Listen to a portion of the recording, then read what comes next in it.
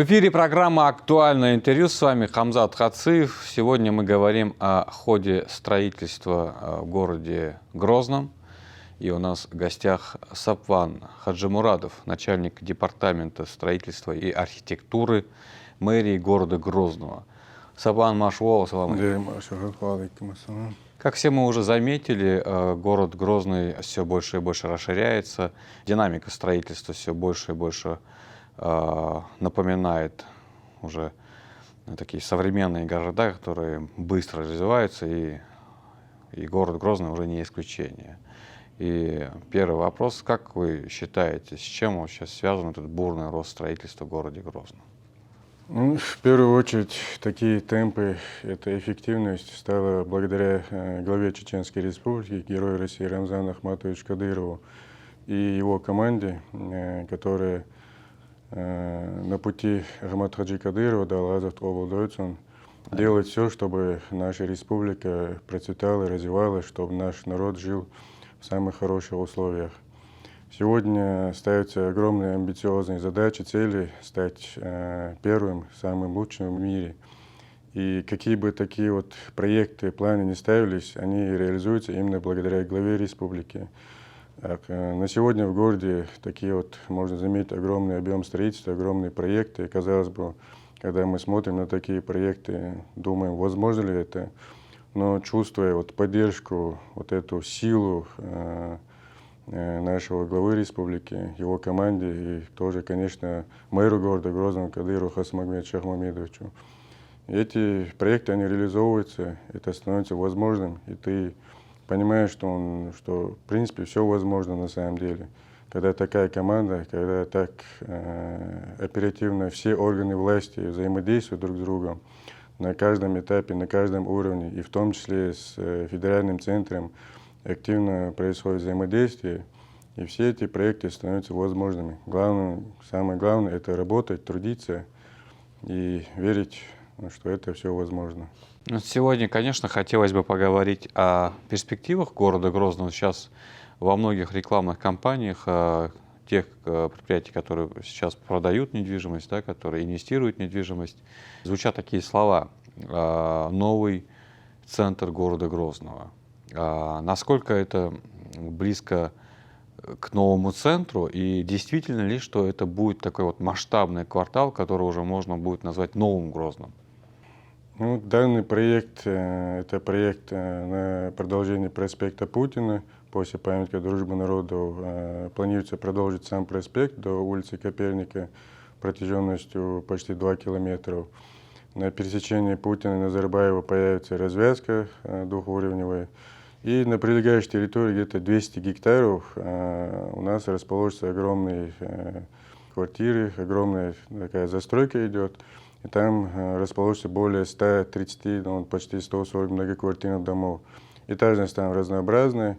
Эти дома на сегодня находятся, уже проектируются, и требования, которые мы предъявляем к проектировщикам и застройщикам, это чтобы это было все современное, все удобное и комфортное, чтобы учитывали все современные требования, норм безопасности. Это будет такой микрорайон будущего, новый микрорайон. И там площадь жилья почти больше 2 миллиона квадратных метров. Почти население где-то до 60 тысяч человек там. Сегодня в городе у нас более 300 тысяч человек населения, а там уже 60 тысяч. Конечно, это он станет своеобразным центром притяжения и туристов, и, конечно, населения республики, населения горожан. Можно сказать, что немножко центр, может быть, сместится. Или даже можно сказать, что мы расширяем наш центр. Конечно, старый центр тоже сохраняется, и людям интересно, и новое интересно, и старое тоже интересно. Но, конечно, на этом тоже не будет остановлена наша работа. То есть и старый будет модернизироваться, приводиться в соответствие новым требованиям, проводиться какая-то модернизация, реновация, то есть строится все современное. Эта работа проводится, чтобы максимально наш город он обновился, чтобы наши граждане жили в максимально комфортной среде, чтобы были доступны школы, сады, чтобы там хватало мест. В данном микрорайоне 5 школ уже предусмотрено вместимостью более 1000 учащихся, 8 детских садов, будет предусмотрен спортивный комплекс, будет предусмотрен объект культуры.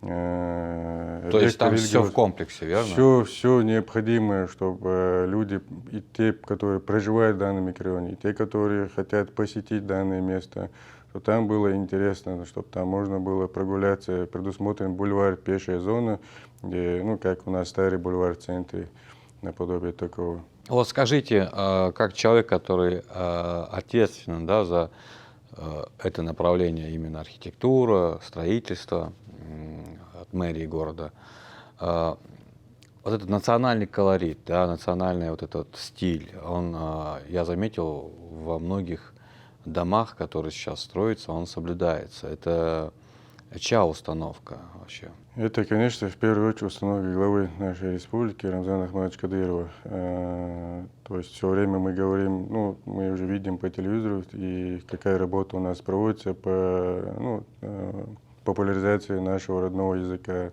наших культурных ценностей, нашей истории. Многие говорят, там какие-то объекты, историческую ценность там попытаться сохранить.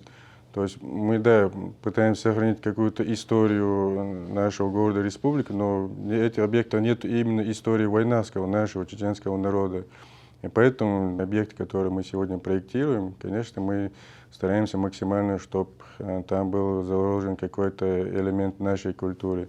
Чтобы спустя не там 10-20 лет, а спустя даже 100 лет человек, который приезжает в наш город, в нашу республику, понимал, вот это, да, это наш стиль, чеченский стиль. Конечно, и современные тоже какие-то хай-течные стили применяются, используются, чтобы совсем все не было однотипным. Но одновременно стараемся создавать объекты, которые как бы для туристов, в первую очередь, которые приезжают, было поучить им, чтобы они понимали нашу культуру, наши ценности, нашу историю.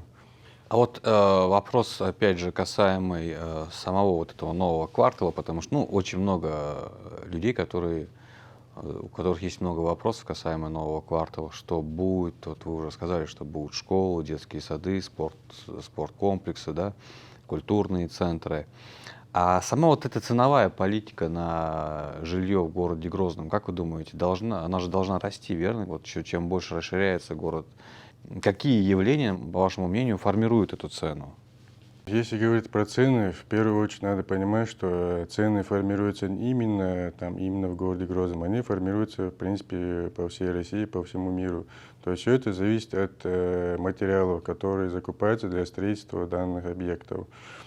Сегодня мы знаем, цены на некоторые материалы, иногда они дорожают, иногда становятся дешевле, в первую очередь привозные.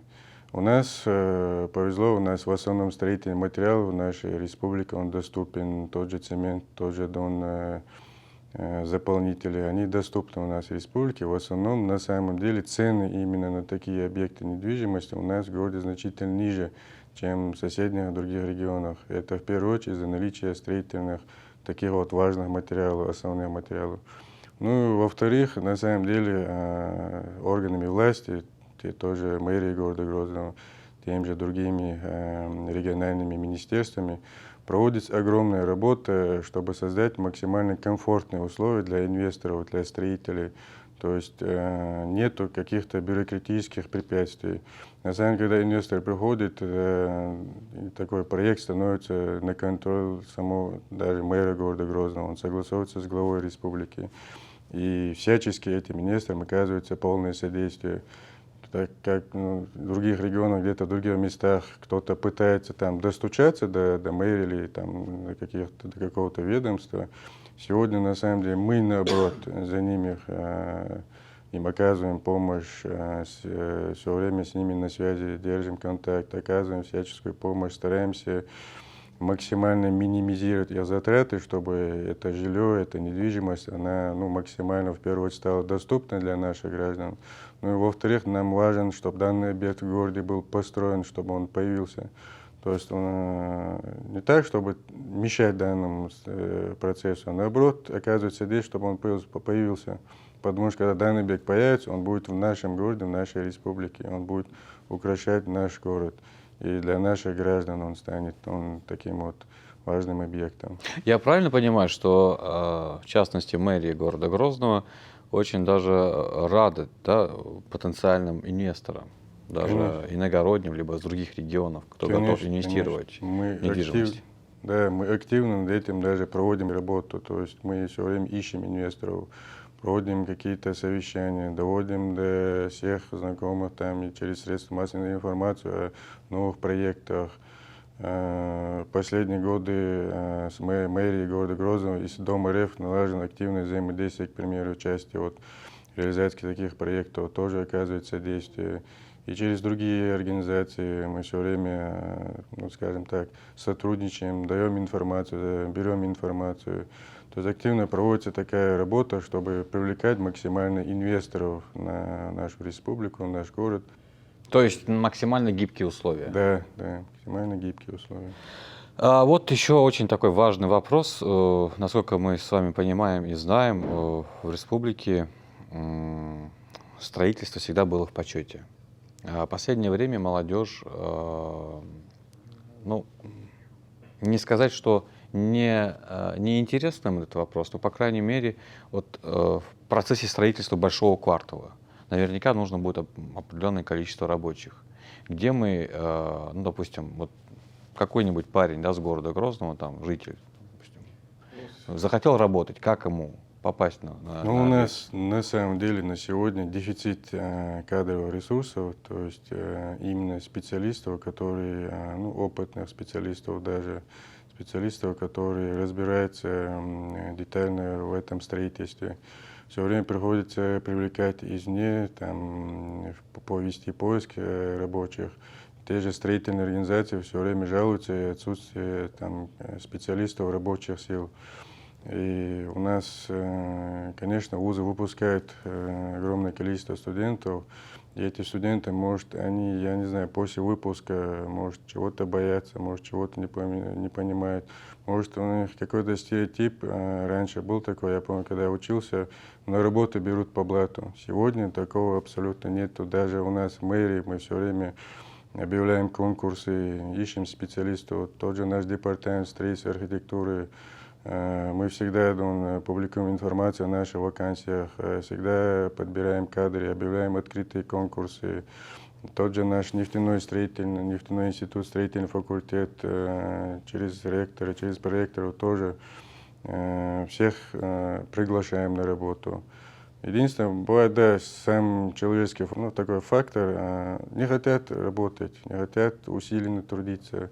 Бывает вот такое. Конечно, все сразу легко, стать начальником невозможно, но легко не дается. Надо трудиться, надо все время совершенствоваться, надо все время новое, ну, изучать, обучаться. Ну. И только так мы можем наш город, нашу республику сделать современной, чтобы То есть рынок недвижимости Чеченской Республики вполне готов дать определенное там количество рабочих мест специалистам, пускай даже, да, пускай это не высшее образование, пускай, да, среднее образование, там определенные специалисты, сантехники, электрики, тут инженеры отопление, различные. вентиляция, те же электрика. Речь не идет о просто наладке и установке, а современное, что было там телефонизация, такие вот элементы. И это вполне достойная заработная плата, Да, верно? конечно, конечно. У нас огромный, вот, как мы уже сказали, этот микрорайон, который строится. Помимо этого микрорайона, даже в городе у нас строится почти 100 многоквартирных домов, 1,5 миллиона квадратных метров жилья, находится в стадии строительства. На сегодня там идутся именно монолитные работы, но дальше пойдут фасадные работы, установка там оконно-дверных проемов, установка электромонтажного оборудования, там, установка вентиляционного оборудования. Для этих работ нужны специалисты, нужны люди, которые Скажи, разбираются. я вас перебью, Сапан, а вы планируете в дальнейшем с какими-либо учебными заведениями проводить работу? Вот, допустим, определенный запрос. Вот есть, допустим, такое-то количество потенциальных рабочих мест. Либо, я думаю, что это было бы сейчас очень актуально, разве нет? Ну, на самом деле, действительно, это было бы полезно и хорошо. Ну, на сегодня мы так-то с нефтяными институтами, с нашими вузами так-то взаимодействуем. А так можно было бы сделать такую работу у застройщиков, у строителей, подряд организаций, собрать перечень, скажем так, необходимых вот специальностей и этот список передать в вузы, чтобы тот, кто, допустим, уже обучается, учится там на последних курсах, чтобы он понимал, что по завершению этого учебного процесса, что он может получить эту работу, чтобы ему было к чему стремиться, чтобы он уже понимал, что его ждет. Когда ты уже уверен и знаешь, что тебя что-то ожидает, я думаю, это стало бы стимулом для них. И еще вопрос касаемо, ну вот сегодня мы поговорили, да, про Ахматовский район. Вы подчеркнули, что и в других районах будут тоже вестись программы там, реновации, да, то есть старое жилье будет там перестраиваться на новое жилье. В каких кварталах еще вот планируется возведение каких-то новых проектов в ближайшее время? Так, ну, у нас часто вот бывает, поступает запрос от наших граждан, будет ли сноситься тот дом, будет ли здесь какая-то застройка. Тут хотелось бы, чтобы люди правильно поняли, именно на сегодня конкретно взять какие-то снос домов не планируется. Надо, чтобы люди правильно поняли, да, наши дома, все старые дома, которые в городе, они прошли известные события. Они не соответствуют требованиям сейсмобезопасности. И для безопасности наших граждан эти дома, конечно, хочется, чтобы, в принципе, на самом деле, все старое было снесено и было построено новое. Но на сегодня нет конкретных целевых программ для этого и нет ну, таких вот мощных инвесторов. И мы постепенно, потихоньку проводим над этим процессом работу. Планируется, да, реконструкция проспекта Кадырова, реконструкция улицы Шарипова уже активными темпами ведется. Планируется, даже уже ведется работа реконструкции улицы Шейха Алимитаева. То есть эти процессы уже сегодня видно, там уже идут потемки, идут такие точечные застройки. Ведется процесс инвесторами выкупа у граждан, которые там проживают. Это будет постепенно развиваться. Также, конечно, у нас в рамках переселения граждан из аварийного жилищного фонда активно совместно с Минстроем и Чеченской Республикой проводится работа. Огромное количество жилья старого, ветхого снесено, и люди переселены в новые современные квартиры. И вот такой вопрос касаемо безопасности, да, вот часто спрашивают и вопросы задают касаемо, вот говорят, до 2000-х, да, до первых военных событий Чеченской Республики, да, что высотных зданий в республике было не так уж и много. Но сейчас они строятся. И задается вопрос, почему, что поменялось у нас, сейсмика поменялась, либо все-таки в процессе строительства этих проектов применяются какие-то новые технологии, которые сейсмоустойчивы. Ну, сейсмика не поменялась, наоборот, требования к безопасности, наоборот, стали более жестче. Просто появились новые технологии, новые методы строительства. Раньше панельные дома, в основном серийные, типовые, строились. Сегодня проводится огромная работа проектными бюро, исследовательскими центрами. Прежде чем выйти на стройплощадку, застройщик, подрядчик проводит огромную работу до начала строительства. Рассчитываются все материалы, все конструкции, проводится расчет несущих конструкций. И только после того, как уже будет точно выдано технологическое решение, конструктивное решение к фундаментам, к несущим конструкциям, только после этого выходит строитель на стройплощадку. Сегодня все здания у нас в основном рассчитываются на 9 баллов. Кто-то использует жесткие схемы, то есть побольше монолита. Кто-то пытается, допустим, у нас по Шейху Алимитаева есть рядом с пенсионным фондом уникальный проект использования кинематической системы. То есть там уже они использовали новую такую технологию против этой сейсмики. То есть разные методы используются.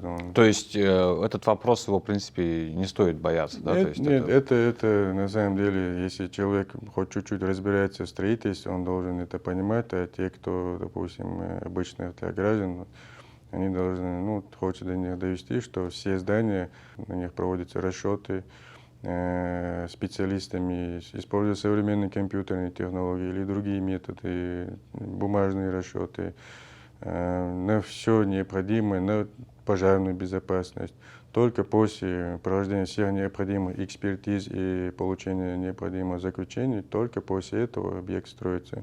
И в период строительства на данном объекте проводится технический надзор, строительный контроль, орган местного самоуправления надзор, то есть все проводятся лабораторные испытания. То есть все это очень четкий контроль, надзор над этим ведется. Даже самим этим строителям, застройщикам, чтобы люди понимали, в основном застройщики и местные, они наши люди, они понимают, что в этих домах будут жить наши люди, их родственники. То есть они сами, скажем так, хотят, чтобы это было надежным. То есть нет такого, что что-то лишь бы построить и быстро уйти. Они переживают за нашу республику, за наш город. Сапан Дересхил, большое вам спасибо за то, что сегодня к нам пришли и рассказали о ходе строительства, о ходе расширения города Грозного. Мы вам желаем удачи, успехов. Спасибо. И всегда рады вас видеть у нас в студии. Я напоминаю нашим зрителям, в эфире программы «Актуальное интервью» у нас в гости был Сапан Хаджимурадов, начальник департамента строительства и архитектуры мэрии города Грозного. Адикевилшу. Тересил Адикевил.